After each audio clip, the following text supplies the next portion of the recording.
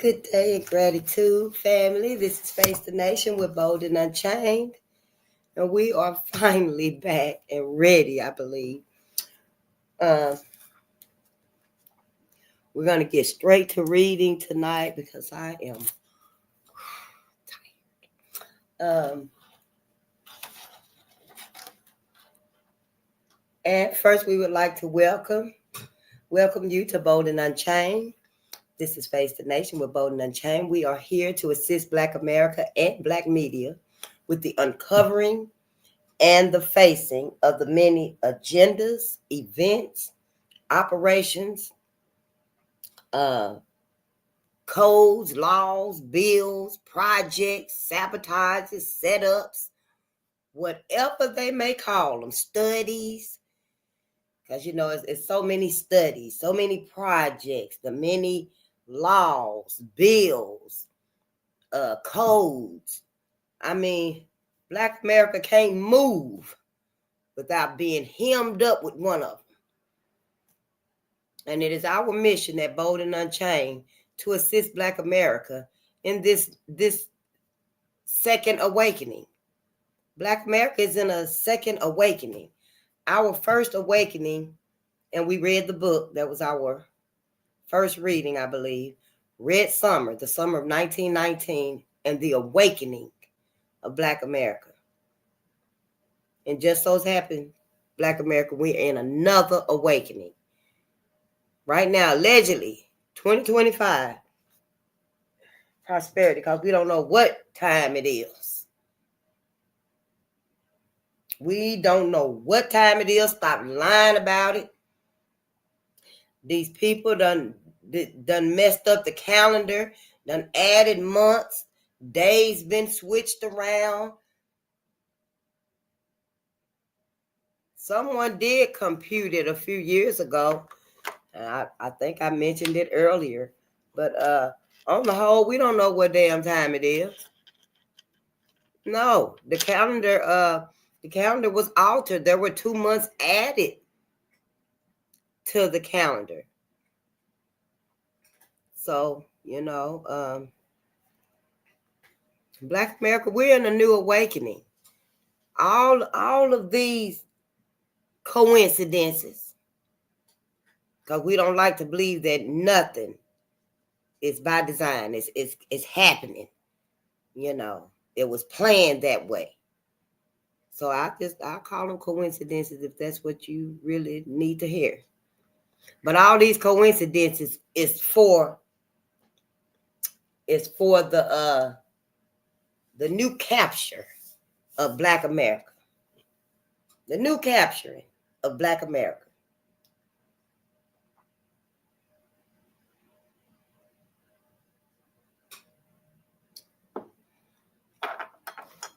We can't deny that the theft of melanin, everybody done jumped on that bandwagon. So that's why Bolden Unchained is here. And we're going to get our copyright out the way.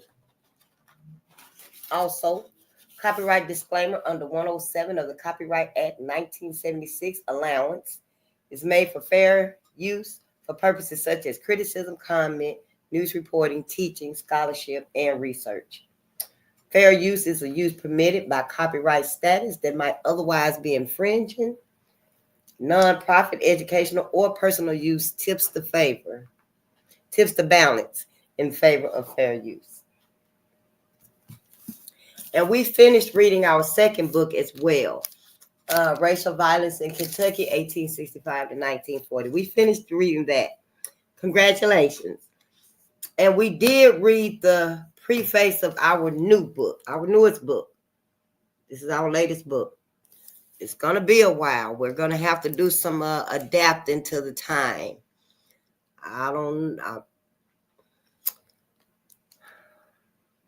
work it out. I'll work something out, okay? Because we're not going to do chapter by chapter with this book. And this book has a lot of related textbooks and literature and notes and stuff in it. It's actually a whole curriculum. We are starting with the era of slavery. We are within the era of slavery because Black America is too traumatized. If I wasn't so late getting to the fight, if I wasn't so late getting here where I am now, I would have gone back before this because we've always been great. We've always been great. The greatness that we're learning about in our noon class, the greatness that we're learning about then, we were already great. We've always been great because we always came from the cosmos. The cosmos manifested Black people, the Black man, the Black woman, and the Black child. Yes. Why is it so hard to believe? Because it's us? Is that why it's so hard to believe? Because our whole life, since we was a little baby in the church, all we've seen on TV since we first turned on the TV, it's like a lot of us, our role models was the white woman. Especially after we got of age and started school. Because before you start school and stuff, you at home mostly with mom, auntie, cousins. But when you start school and stuff, it's a whole different ball game. You seeing a whole lot of different people. When you going to school and stuff, your interactions and stuff, your world is broadening.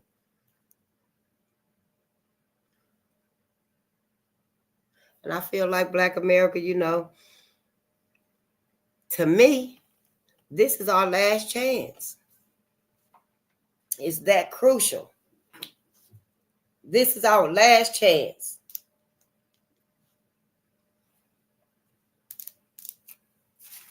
So we can't waste it. We cannot waste it being distracted by our celebrities who don't give a damn about us. They sacrificed us and took our good music from us. They knew what was happening. Our celebrities, our rappers, and our celebrities, they knew what was happening to us. And they went along with it. They all went along with it just so they can have the fame and fortune. But is it worth it? No, it ain't. Because now we finna leave all their asses. Black America, we got to make these choices. We got to make these moves. If we want to save Black America. And here at Bolden Unchained, our first and final concern is the welfare, the well-being, and the sanity of Black America. We don't cause no harm. We don't wish no harm on anyone else. But everyone else is okay. Everyone else got their people to look after them. If need be, we would definitely help someone. We wouldn't leave someone in a fire. We wouldn't target someone because we don't want them in our area or because we feel some type of way about them as a different people, a different culture. We don't do those type of things. Yeah, every couple, every culture, every people has weaklings, and we got weaklings too. Everybody got weaklings. But on the whole, y'all know Black America isn't like that. Black America does not go out of our way to harm other people. And we don't go out of our way, use all our energy, our resources, our time, our money, and come up with these elaborate schemes to manipulate someone's mindset, a whole group of people, to just fool everybody. No, Black America has been sincere. All across the board, Black America has been sincere with everybody but ourselves. We've been loyal and faithful to everyone but us. That's why everyone treats us like shit. Everyone treats us like white folks do. White America. Everybody know about this. Everybody knows this is why we're so traumatized. And everybody's wondering, why the fuck are they still clinging to white America? But us, we don't ask these questions. We don't try to find out why we ain't got nothing. Why everybody got something but us? We see the New World Order being built up around us. We see it. What do we think? We gonna go with other people's into their bunkers? Into their storehouses, their feed houses? No, them people gonna be like, no, you can't come in here. Y'all can't come in here.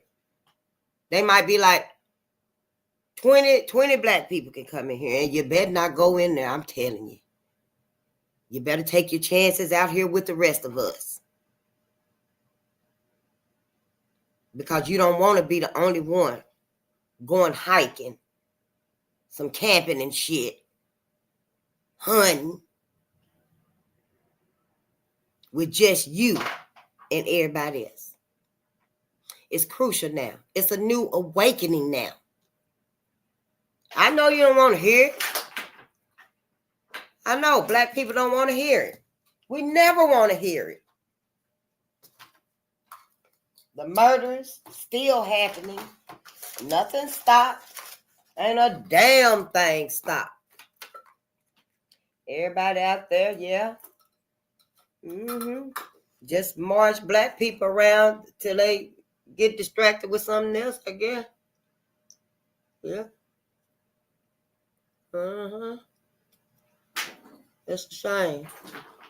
In Black America, we refuse to see it. We refuse to see it. So, on that note, those of us that do see it,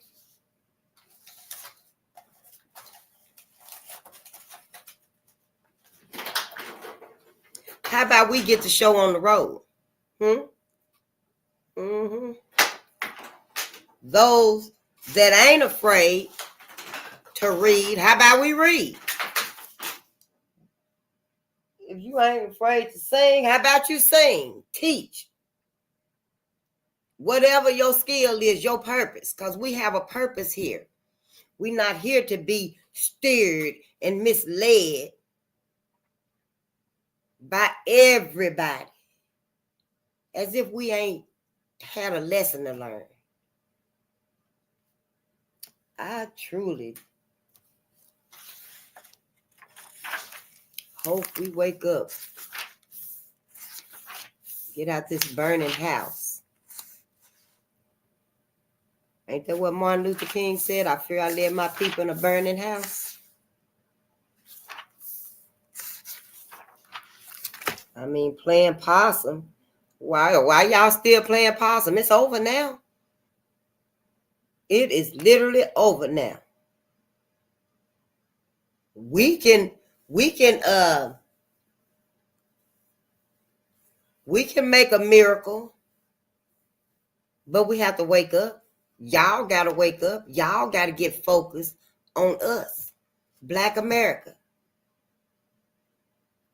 That's how special, that's how divine Black America is. It ain't never too late.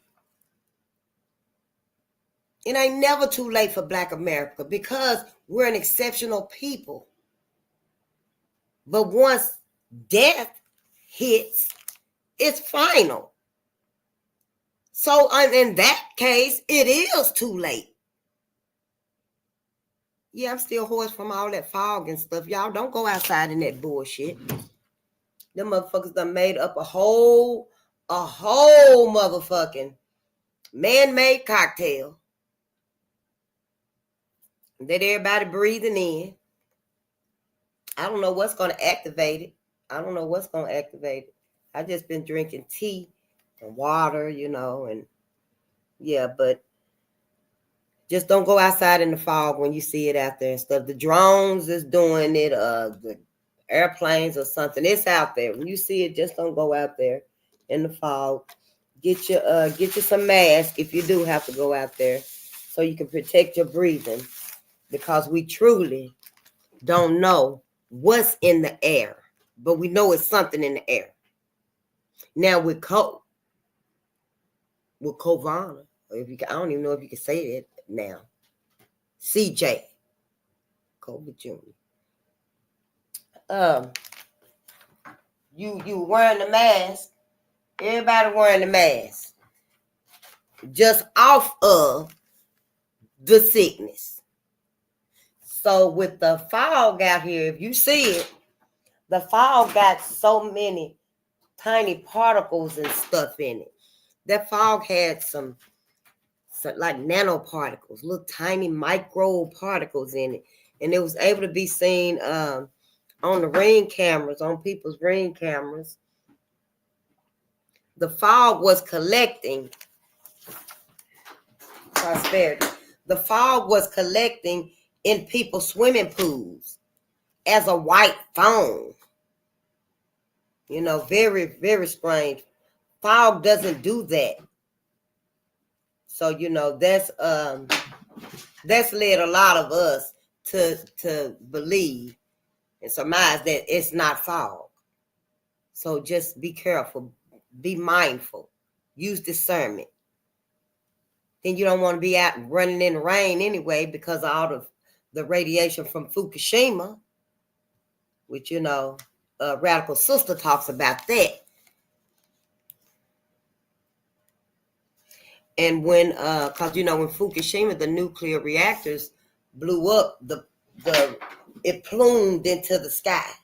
It mushroomed into the sky.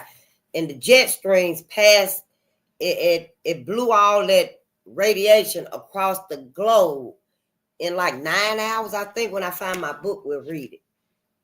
It's by, you can get the book on Amazon. It's a Furnace of Affliction by Ajali Shabazz, the Radical Sister. Yeah, on YouTube, the Radical Sister on YouTube. And the jet stream pushed that radiation across the whole globe in like 9 hours, or maybe half of the world in 9 hours. But we'll get the book and read it. And try to find some ways to protect ourselves, because it's very well known that something is happening. Depopulation, the Georgia Guidestones, did y'all ever see that before they took them down? They done tore them down now, but they were these huge huge concrete pillars. They were like 8, maybe 10 feet tall, probably taller than that. And they had 8 languages. There was English, Russian, Somalian, Chinese, Japanese, just different languages. And all of the languages was telling the same thing, that depopulation, the New World Order, they wanted like 500,000, or was it? They want to decrease the population. Was it 500 million people, I think? Maybe we can find it on YouTube. And they want one world religion. One world religion. Now, ain't there 4,200 religions in the world? How the hell did they want one religion when it's 4,200 religions?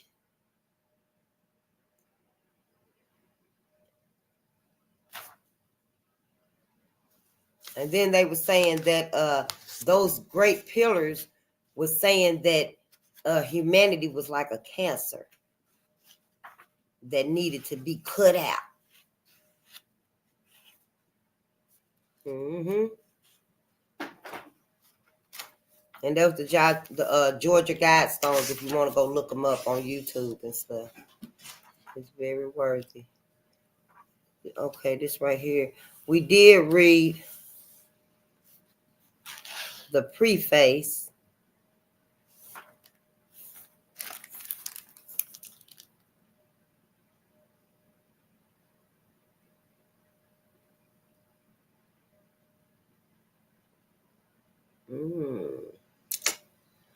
All right, let's get started with the introduction.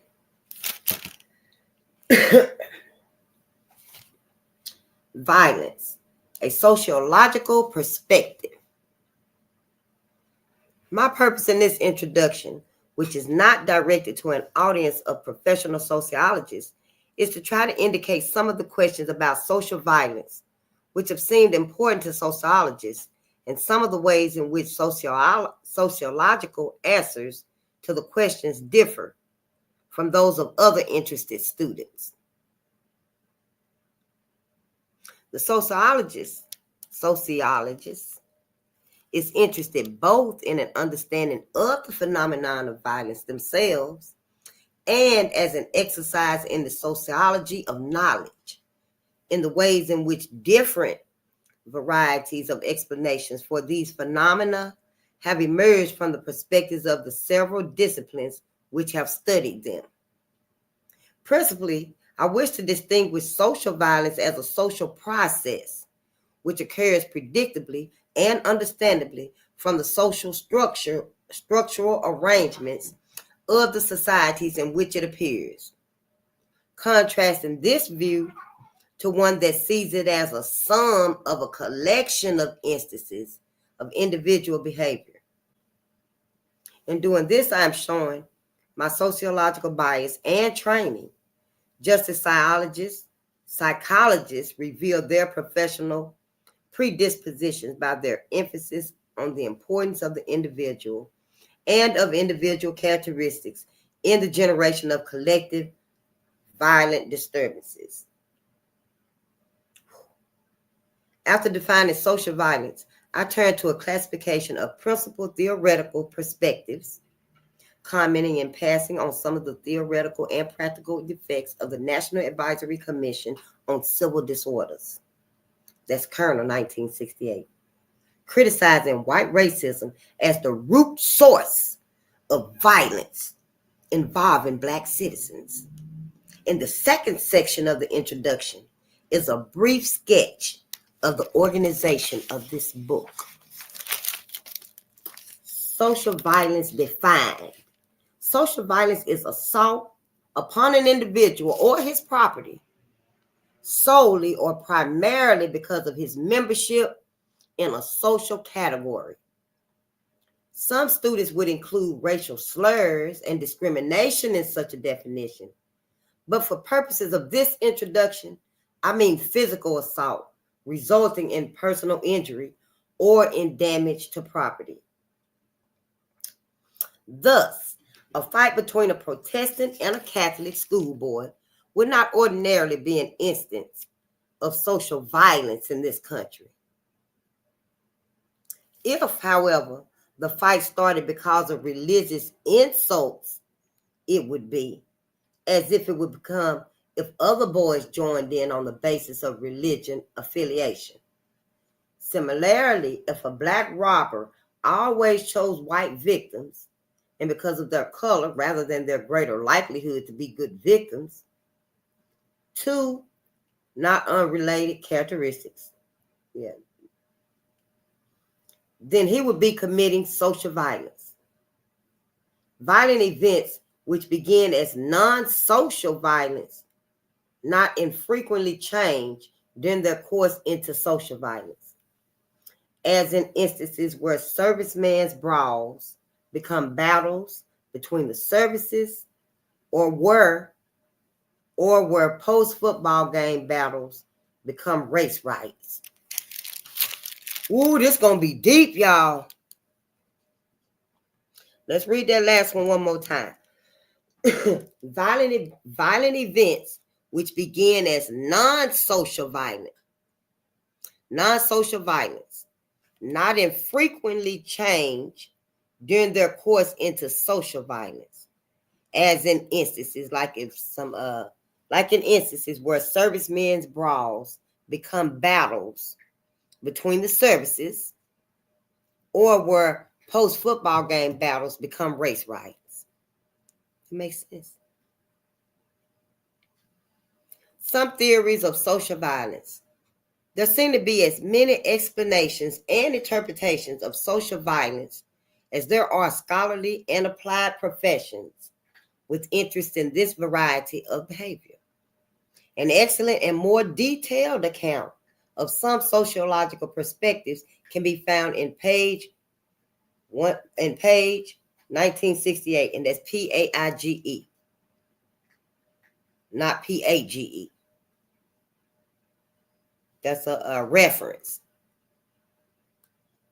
Historians speak of a tradition of lawlessness and violence. Anthropologists and some sociologists speak of cultures or subcultures of violence. Social reformers and revolutionaries speak of unjust laws. And pacifists look with horror on violence in any form and see its source in man's unfortunate but perhaps perfectible nature. This book, however, is limited primarily to inclusion of two sets of theoretical perspectives. The first of which includes the interpretations of violence made by psychoanalysis and psychiatrists, by psychologists, and by social psychologists. The second of which is dominated by sociological interpretations. What society says, what society shows and does.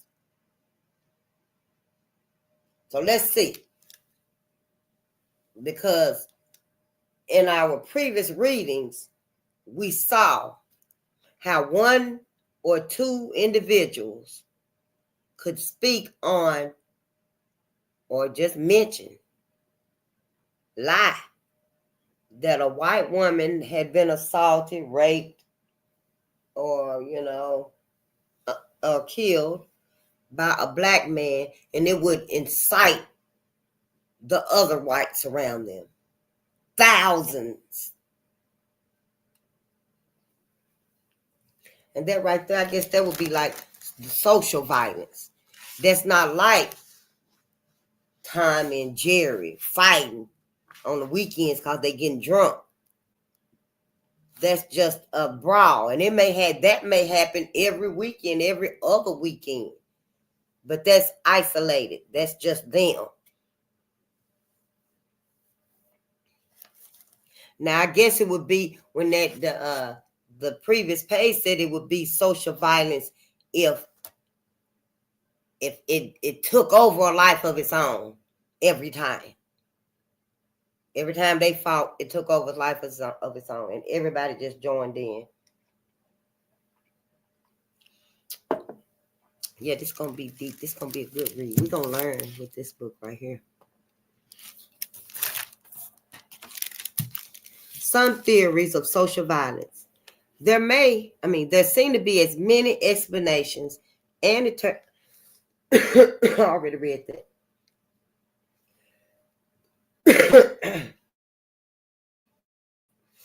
Okay. The three varieties of interpretation which characterize the first perspective generally look for explanations of social violence by focusing attention on the individual. The psychoanalysis looks for violence proneness as a characteristic of the individual personality, rooted perhaps in traumatic experiences of very early life, but clearly the consequence of the interaction of uniquely personal experiences in molding an individual psyche. To the psychoanalysis, the most important traumas are usually sexual. Sexual fears and sexual competition have characterized relations between black and white people in this country since contact first occurred. It is not surprising then that psychoanalysts have seen sex as crucial in determining the patterns of intergroup relations, because they wasn't relationships. They were relations because you had to, it had to interact. But it wasn't relationships, including those of violence. Hershey, 1968. That's Hersey. Hersey, Hersey, 1968. Hersey, 1968, in his book on the Algiers, Algiers, on the Algiers motel incident, which took place during the course of the 1967 riots in Detroit, criticizes the National Advisory Commission for failing to acknowledge the sexual aspects of race-linked social violence in that incident. The Freudian analysis, however, is likely to see social violence more generally as the acting out of sexual traumas suffered in infancy, or as the sublimation of sexual impulses of adults, or as the sublimation of sexual impulses of adults, rather than as direct competition over sex as a commodity. Thus, Sturber, Sterba, 1947, in his commentary on the Detroit race riot of 1943, he interprets assaults by whites on blacks I'm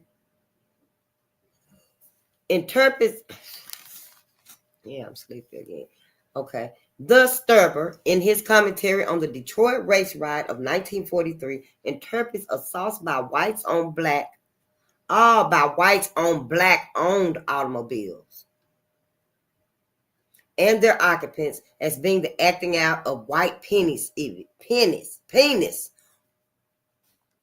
Thus, Sturber, in his commentary on the Detroit race riots of 1943, interprets assaults by white people on black-owned automobiles and their occupants as being the acting out of white penis envy. Cock. Yeah. Cock. And when they say like by whites, it's talking about by white people. That one word, I may have to put it in there when I'm reading it. White people. Because, it just seemed to make the sentence a whole lot easier. Wow. White penis envy? Such an interpretation lies at the fairly extreme end of the individual versus social explanations continuum, but continues to be subscribed to by a small but extremely hardy group of professional psychiatric and particularly psychoanalytic interpreters.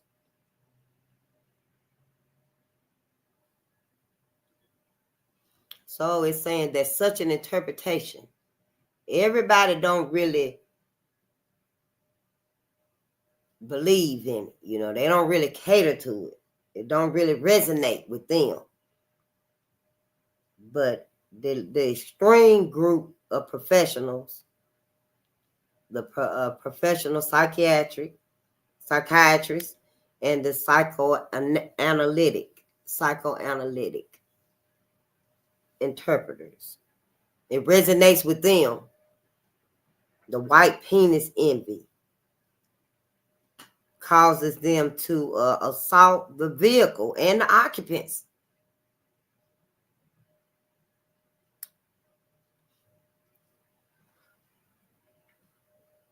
That's the psychologist, in contrast, focuses less on the characteristics of the individual personality,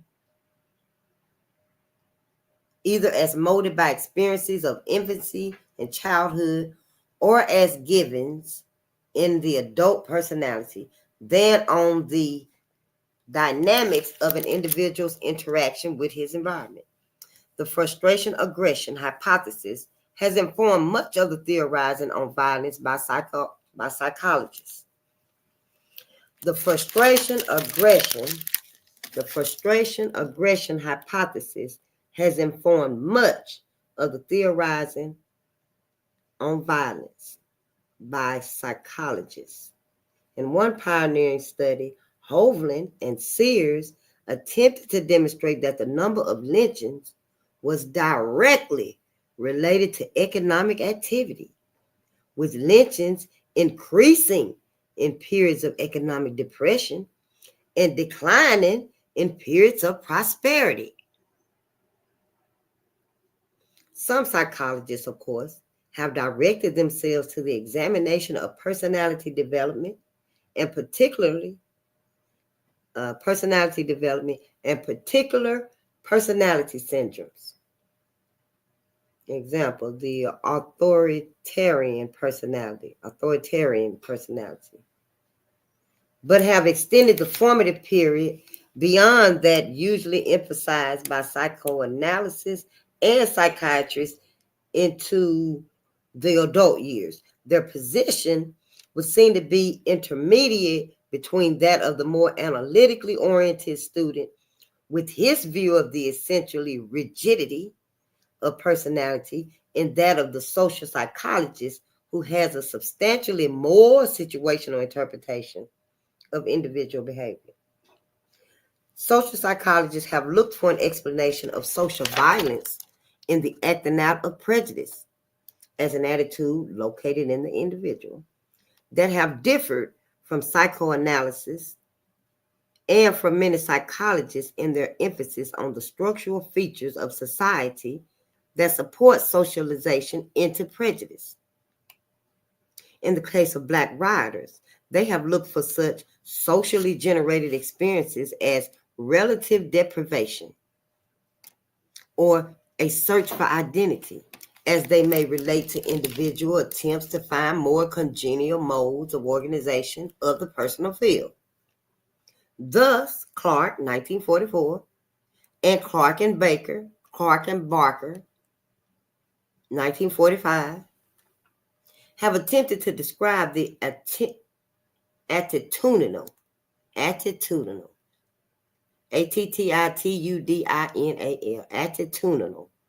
structure of individuals who participate in social violence or who reject it, linking this attitudinal structure to the interaction of a variety of personal experiences, an interaction that is unique in the case of each individual person.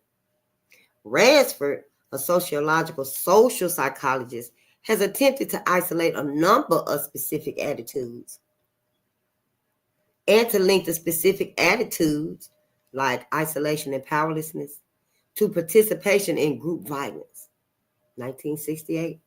In this case, the sets of attitudes are seen as being characteristics of members of categories rather than as individual attributes.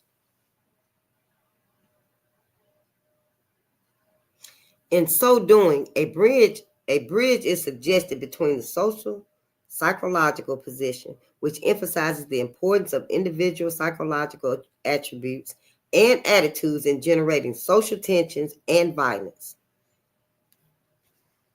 and the sociological perspective, which attempts to de-individualize violence phenomena by attending to features of social structure and of the location of power in the larger society. While the need for some kind of bridge is obvious, it should be noted that few contemporary scholars of any of the three individual-oriented disciplines would argue that personality or attitudes alone can serve as an explanation for violence, and that few sociologists would argue that personality factors and attitudes are irrelevant. The position of, and this is still the introduction. Yeah, we're going to read the introduction.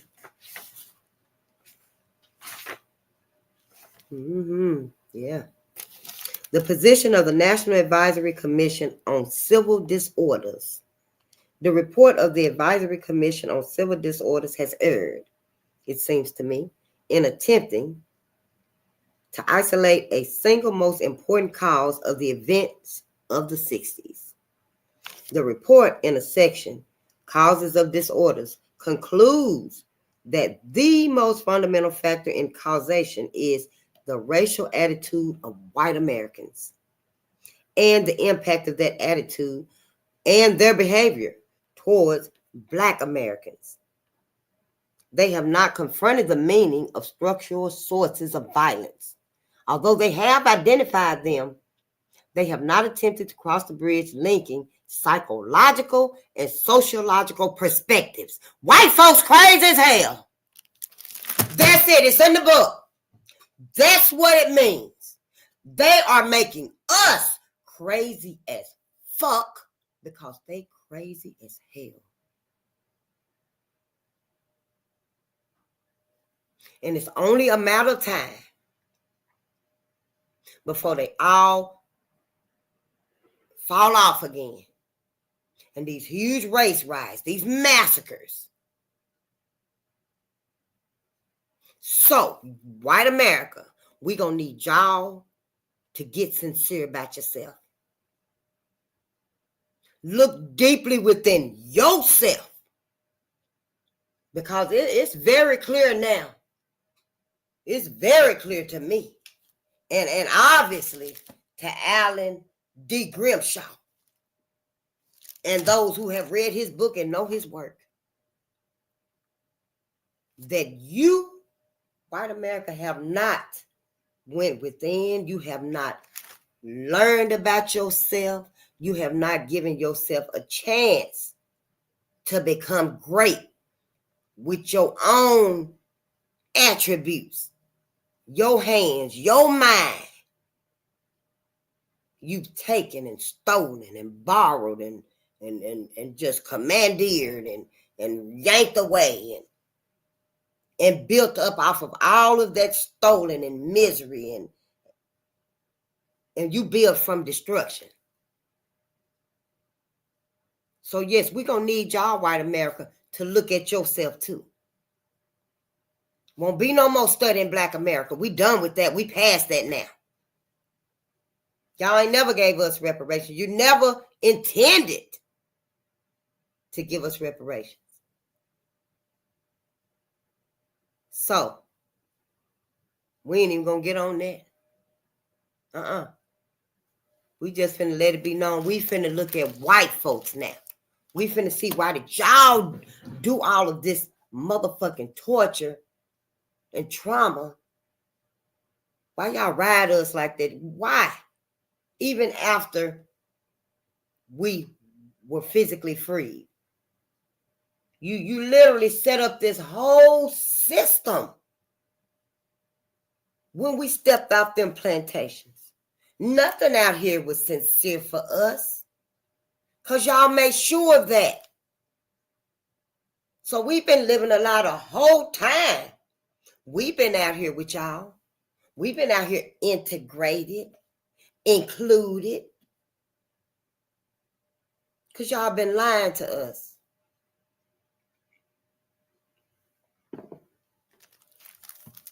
And now it's time to read why.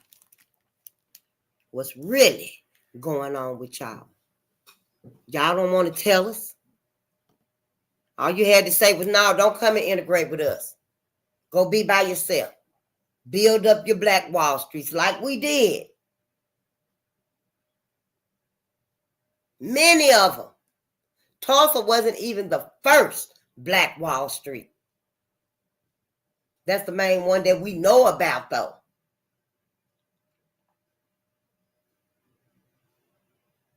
A few days ago, maybe a week ago, we did that live. And the pastor was talking about the Bible. Is the Bible sufficient? Is the Bible sufficient text that we could use for racial reconciliation? No, it ain't. No, it ain't. No. Maybe it could have been. But considering white folks, white America ain't never been sincere with us. The Bible ain't no good. We done forgave and forgot for far too long, Pastor. We ain't doing it no more. We gonna need you to pick up this book right here, pastors, all of y'all. We gonna need y'all to pick up these books like this, because this is where our healing is gonna come from. We need to reconcile with us. Y'all need to quit talking that double shit and ancestors. Please stop misleading us and tell us the truth. Pastors, all of y'all got the platforms. Y'all been out there for years, for decades. You're getting people's money anyway every Sunday. At least tell the people the truth. And as far as Black America, quit lying to us and making us think that we got to forgive. Forgive is for you. Forgive is for you. Forgive is for you. We so afraid of death, the other side. We so afraid of transitioning from this plane to the next plane because of y'all with that hell of fire, lake of fire, however the Bible put it. I'm still going to get a Bible. And we're going to read that too. Hopefully we'll have some more people with us and stuff other than myself and the ancestors.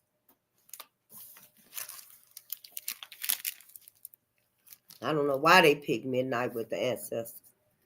I guess so we don't go out in the daytime, in the morning time. We don't wake up with all of this energy, you know, of lynchings, and, you know, it's still fresh on the brain, and we may be in commuting to work or at work, or, you know, and yeah, so we'll just do like they led us to do. But yeah. They have not confronted the meaning of structural sources of violence. Although they have identified them, they have not attempted to cross the bridge linking psychological and sociological perspectives. Now, do that mean that white folks crazy? Linking psychological and sociological perspectives. So, in other words, as long as we ignore and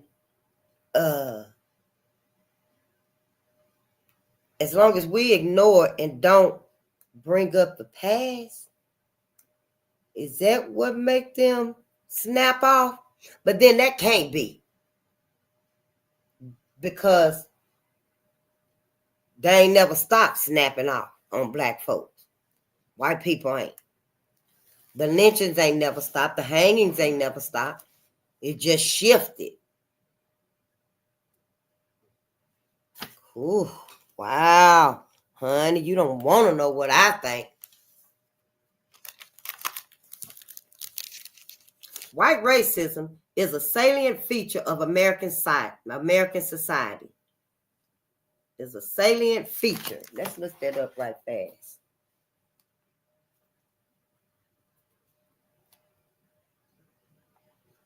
White racism is a salient feature, more like a fluid, I think.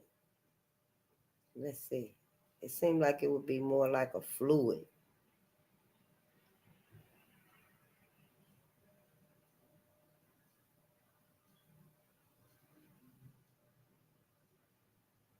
Salient. SALIENT.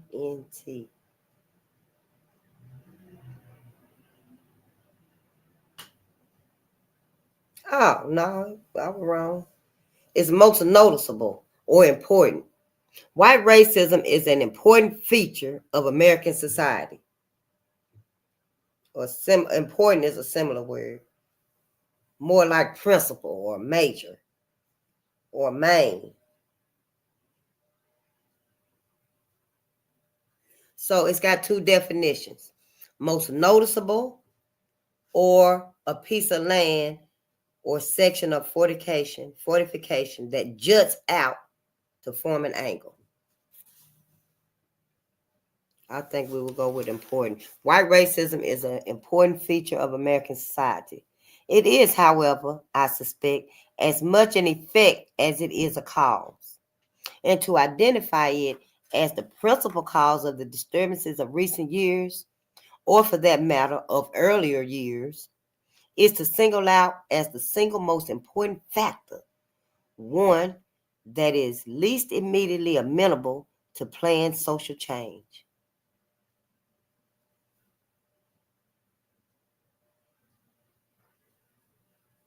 In other words, you can't change it.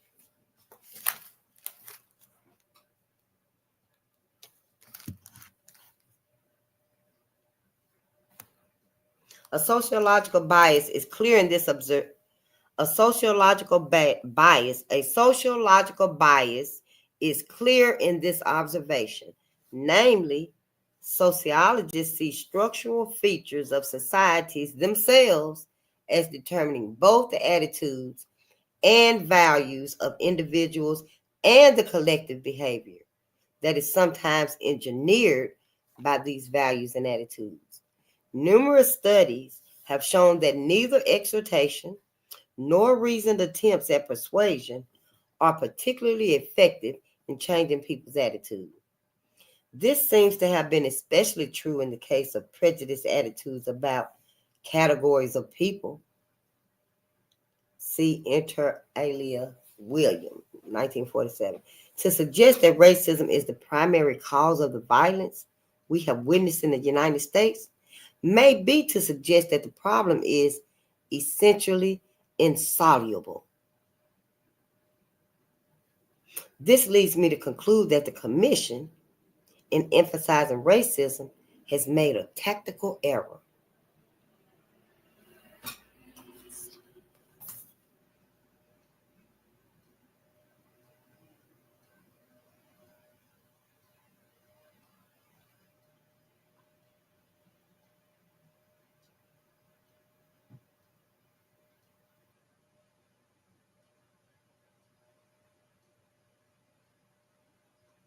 Oh, insoluble. That it doesn't break down in a liquid.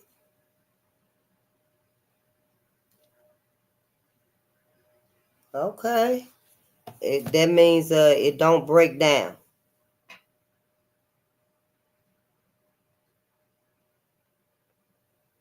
Like if you put sugar in a cup of water, it will dissolve. It'll break down. It'll dissolve. You can stir it up and everything. But if you put a rock or something, and that's the example it's using.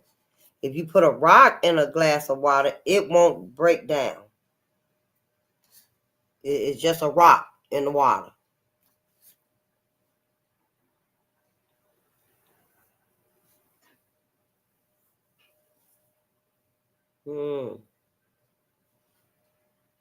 I believe that emphasis should be placed on the structural characteristics of our society, which initiated and now support the continued subordination of certain groups.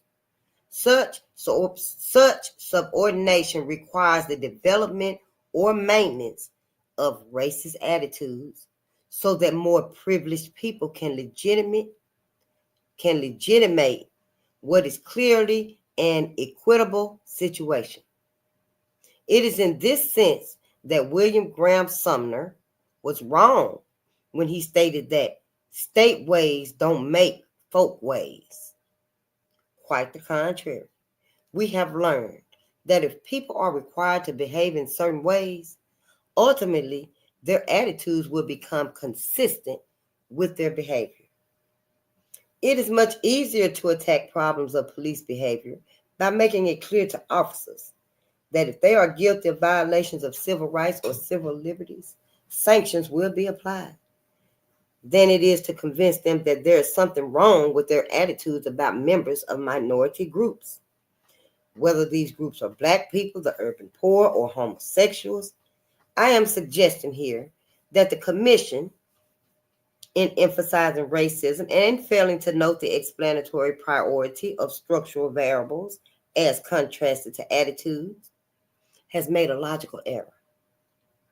It is my conclusion, based on the discussion immediately above, that the three characteristics of society, which are labeled in the report as racism's most bitter fruits, are not fruits of racism, but sources of racism: discrimination and segregation, black migration and the white exodus, and the black ghetto are clearly important in the generation of situations productive of social violence.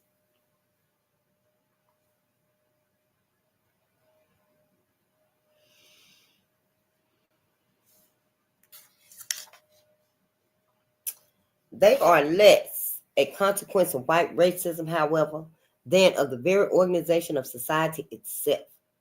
Fortunately, racist attitudes are not inherited, but are a consequence of social learning within a context of social structural supports. Genetic programming of inherited attributes cannot be changed. Social contexts which encourage one or another pattern of learning, that can be. A sociological perspective on group violence.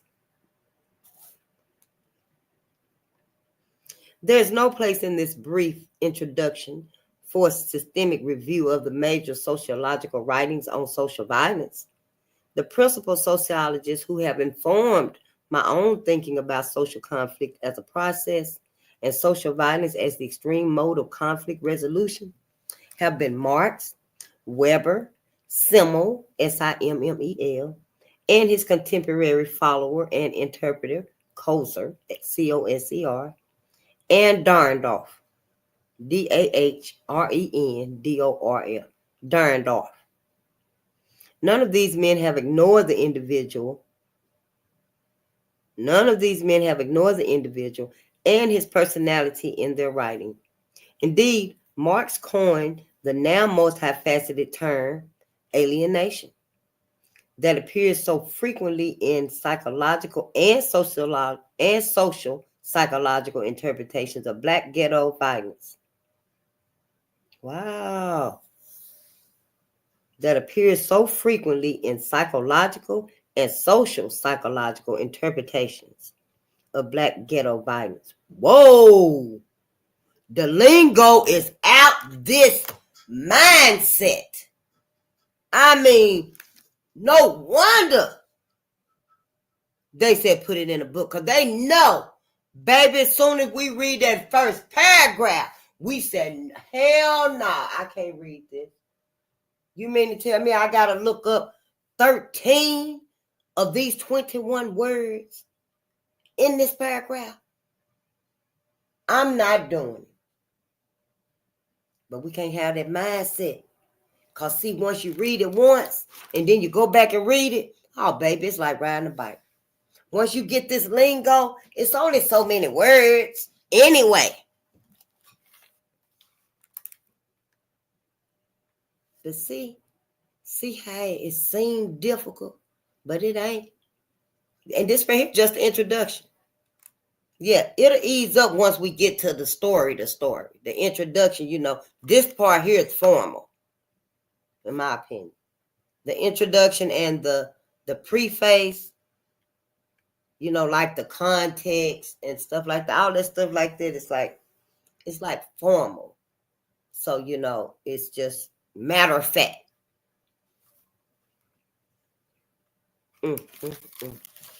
Let's continue.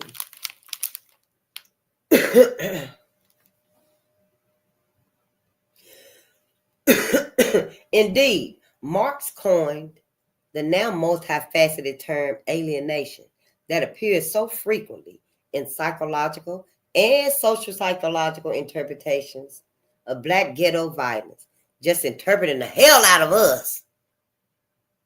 Yeah, they is.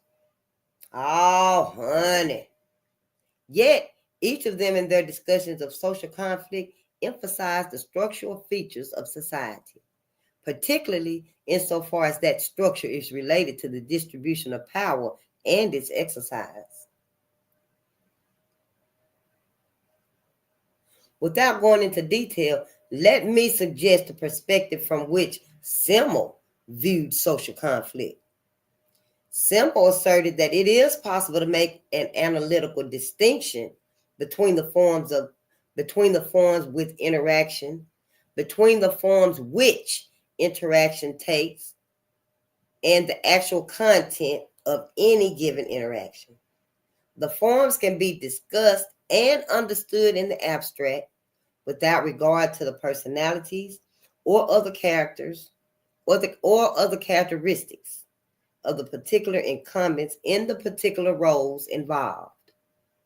The forms can be discussed and understood in the abstract without regard to the personalities or other characteristics of the particular incumbents in the particular roles involved. He identified 4 such forms, all of which ultimately refer back to the inevitability about which more later. Of conflict. Back to the inevitability of conflict. People are continuously attempting to maximize their share of scarce resources when they do not know one another.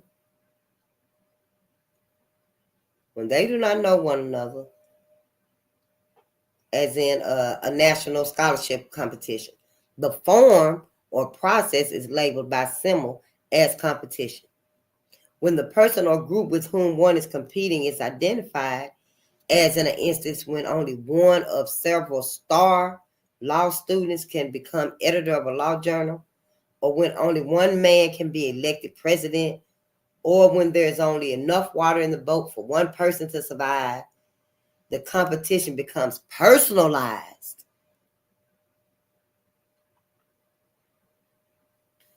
Probably because it's on a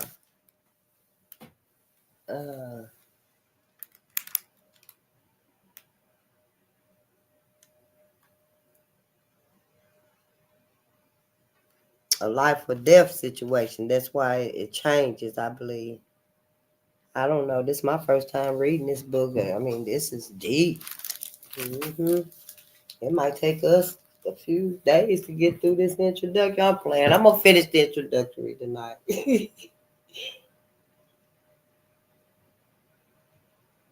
All right. A national scholarship competition.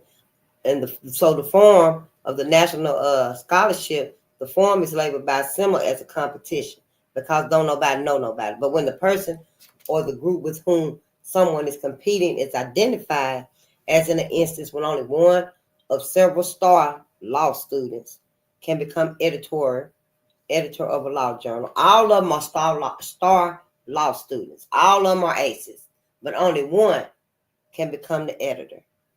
Or when there's like he was saying, only enough water in the boat for one person.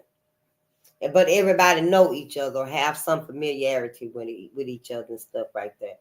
Then the competition becomes personalized and the form becomes conflict. This does not, of course, exclude the possibilities of sacrifice, abnegation, cooperation, or collusion. Abnegation, is that like some type of manipulation? Let's see.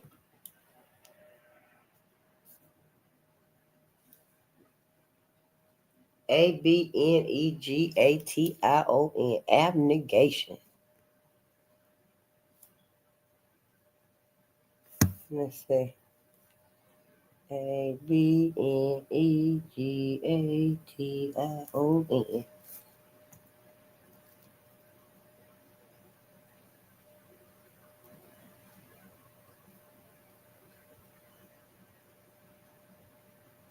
Oh man.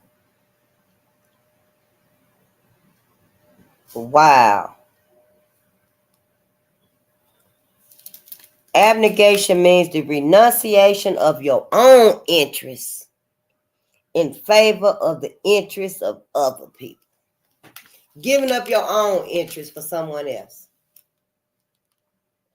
Wow. Manipulation at its finest. Well, it ain't got to be manipulated. I guess it could be, it depends on the situation.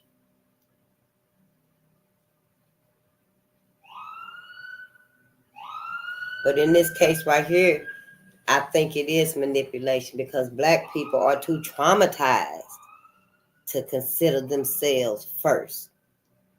You know?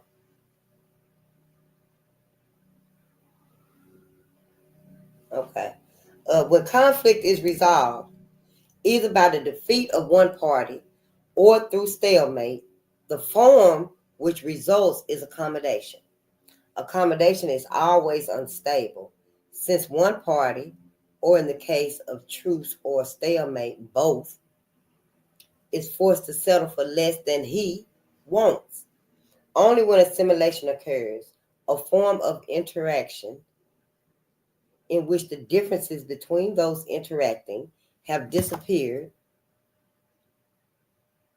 a goal variously of Americanization programs for immigrants and of integrationalist policies and race relations, is an ultimate resolution of conflict possible. Even here, of course, differences are likely to emerge as different persons or groups begin to accumulate power and to invest that power in attempts to maximize their share of scarce commodities. Accommodation, which is the characteristic form of interaction between dominant and dominated groups in all societies and periods, when there is no open conflict, can be discussed and analyzed without reference to the characteristics of the parties involved.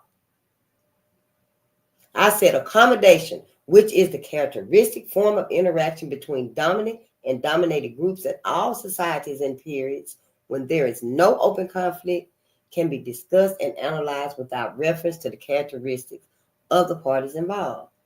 Thus, in the accommodative relationship of superordination dash subordination, which can be exemplified by the relationships of master slave, employer employee, officer enlisted man, doctor patient, priest parishioner, in earlier days in this country that were of in earlier days of this country, that of parent, child, and so on, it is expected that demands and directives flow in one direction and deference and compliance flow in the other.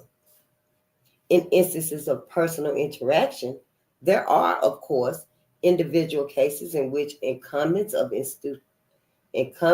institutionally subordinated roles may, because of dominant personalities or resources external to the particular role relationship, exercise particularistic power.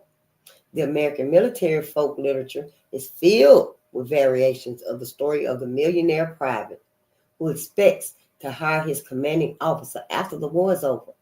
Secretaries have been known to dominate over their employers because of non-office skills. In this case of group relationships, however, sharp disparities in power are likely to be translated into attempts to reverse the relationship, or at the very least, to establish parity.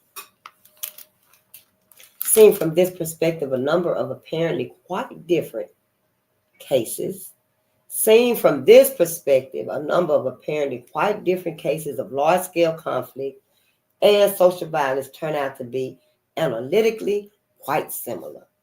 Historically, relations between blacks and whites in American society have represented almost a type case of the superordinate dash subordinate variety of accommodative relationship. This book is about black and white violence in American society, but it should be emphasized that there are other cases which exemplify the problem. There have been in American society other groups than blacks which have been subordinated to the majority community and to the holders of power in the establishment. Among them have been a variety of ethnic groups, including at various times religious minorities like Catholics and Mormons, and racially or culturally distinguishable groups, racial or culturally distinguishable groups like the Southeastern European immigrants, and the Orientals, and the American Indians, and the Spanish Americans. At one time or another, each of these categories of Americans has been subjected to attack, ranging from economic and legal discrimination to occasional violence, to full-scale mob violence, and even military activity. Readers from the several scholarly disciplines represented in this book will doubtless bring to their own reading predispositions to favor one or another theoretical perspective. I personally have found the social structural perspective of sociology most useful. Unbiased readers, particularly beginning students and practicing decision makers, should realize that the fact that so many of the views presented would seem cogent underlines the danger of unicausal interpretations of social phenomena and the necessity of synthesizing the best of a number of perspectives into some larger theory.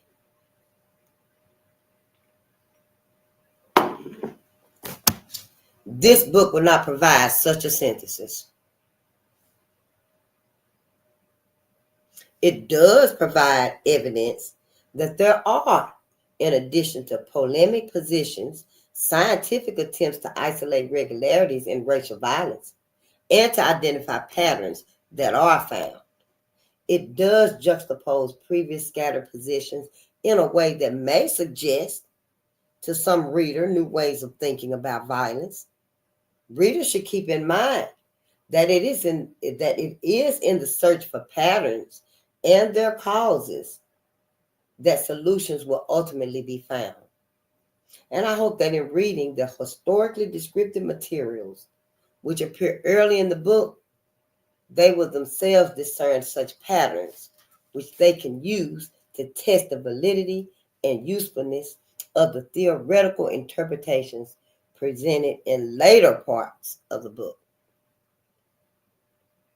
The organization of the book is, it seems to me, fairly straightforward, and it should be possible for readers who have special interests to read only those sections which are most relevant to those interests without a sense of incompleteness. Following this brief introductory statement, there's a long section devoted to description of actual cases of violence, ranging from brief selections on slave insurrections and the violence of the Civil War and Reconstruction periods to more extensive materials from the First and Second World Wars and the contemporary disorders of the 60s. Included in this non-analytic section are materials on the Detroit riot of 1943, intended as a short lesson in historiography. One of the many possible ways of indicating that the same set of events can be seen very differently by observers with different initial attitudes and with motivations which permit sharply different interpretations. A lesson which is subsequently formally stated in an article on different perspectives on the current disorders. At the end of this historical and descriptive section, there are papers by Tomlinson and by Murphy and Watson that begin a transition to a set of explicitly analytic and theoretical papers. Earlier selections, for example, those from the Chicago Commission on Race Relations report, The Negro in Chicago, attempt to isolate casual patterns. Only in the more contemporary studies, however, such as those at the end of the section, are there attempts to marshal evidence to explicitly test for repeated patterns. Section 3 is devoted to papers which seek to the delineation of patterns in racial violence in the United States, which have been trans-temporal and trans-urban, and in my paper on the United States and Great Britain, trans-societal. Other papers in this section are on the actions of agencies of formal control, on the ecology of urban racial violence, on the characteristics of offenders, on the interpretation of attitudinal material, on the consequences of different patterns of law enforcement in the civil rights area, and on the patterns and the disorders of the 60s. There are 2 chapters in section 4. While they are labeled as empirical generalizations and theory, respectively, the overlap between the treatments in the 2 chapters is considerable. The sections in Chapter 11 on empirical generations are, in each instance, informed by some general theoretical notion, but direct their attention primarily to co-occurrence and implications of these co-occurrence and co-variation of different varieties of social behavior, and less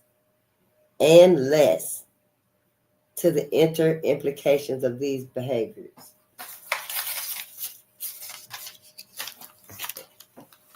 The other 2 papers, by Lieberson and Silver and by Gurr, Gurr, represent attempts to bring increasingly sophisticated data handling technologies to the effort of sorting out the complexities of causation in what President Johnson, in his charge to the Advisory Commission, labeled as the thicket of tension, conflicting evidence, and extreme opinions. Chapter 12 includes sections representing most of the spectrum of theoretical interpretation. In the initial paper, I have attempted to suggest some of the structural sources for varying interpretations of urban violence. The paper by Dalk, DahLke. The paper by Dalk represents an early taxonomic attempt to find cross-culturally consistent patterns in causes of and actual events of ethnic violence.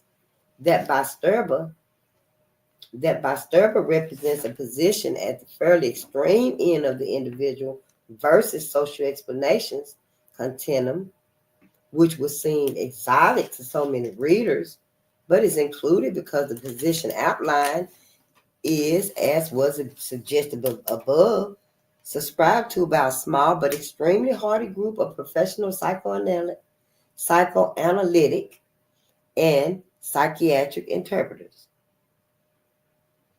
The 2 papers by Clark, in one instance with Barker, and by Ranford, served as a social psychological bridge to serve more sociological interpretations that follow in the papers by Wasco and by Williams, as well as in one of my own.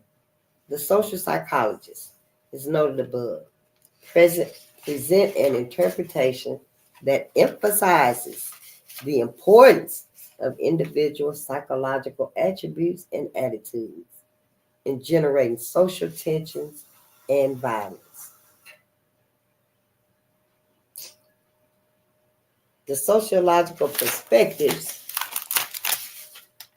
represent an attempt to de-individualize violence phenomena by attending to features of social structure and of the location of power in the larger society. Finally, in a short concluding section, there are 3 papers on possible shifts in the meaning of urban violence in this country.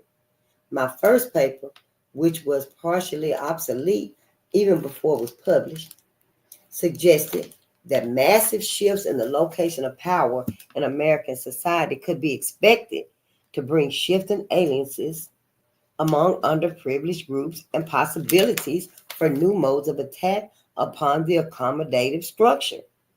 Janowitz, Janowitz, in a paper with strong programmatic overtones, emphasizes the need for innovation in practices by former control agencies and for changes in the practices of major socializing agencies in American society. Finally, in a very non-professional paper from the austere sociology, Finally, in a very non-professional paper, from the austere sociologist's point of view, I attempt to raise some questions about moral responsibility and the complexities involved in the assignment of guilt to governments and to citizens. I am not sure that the questions are resolved, but I think that it is as important that they be raised as it is to attempt to produce reliable statements on patterns of violence and valid assets of cause. Assessments of cause. Ooh, and that was just the introduction. Yeah, this right here, this gonna let us know if we got it or not. And we got it. Trust me, we got this. We got this. All right, after this right here, we'll be able to read anything. After this, we'll be starting part 1 tomorrow. The history of Negro white violence in America. Man, I want to read at least a page tonight. A page now.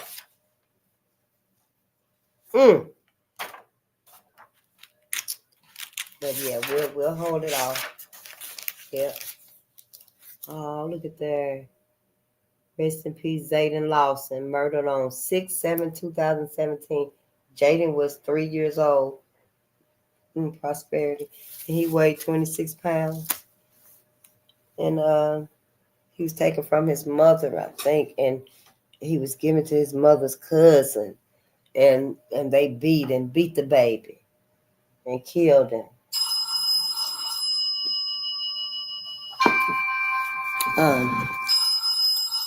Peace and power to the people. And we'll see you tomorrow.